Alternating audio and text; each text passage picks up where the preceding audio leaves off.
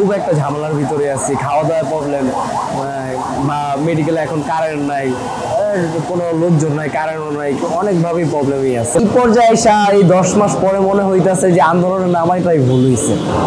বৈষম্য দূর হয় না, বৈষম্যটা উল্টা আমরা ভুগতেছি, কারণ আমরা এখন বৈষম্যের ভিতরে আছি, কারণ আমরা ভালো করে ট্রিটমেন্টও পাইতেছি না, না কিছু পাইতেছি।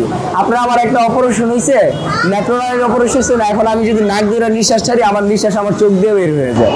তো বুঝেন আপনি কি ট্রিটমেন্ট না পাইতেছি। পর্যন্তই আসার পরে দেখি না একবারও স্বাস্থ্য মন্ত্রণালয় থেকে আইসা আমার খোঁজটা নিতে যে তুমি কি বাইচে আছো না মরে আছো।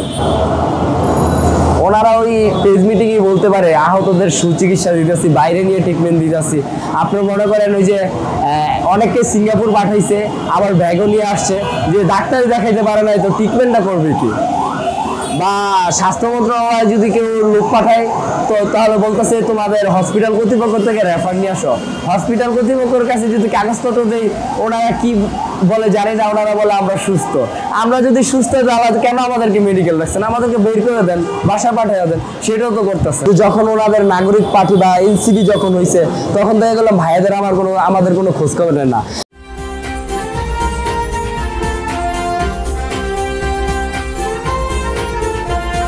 News vision digital multimedia.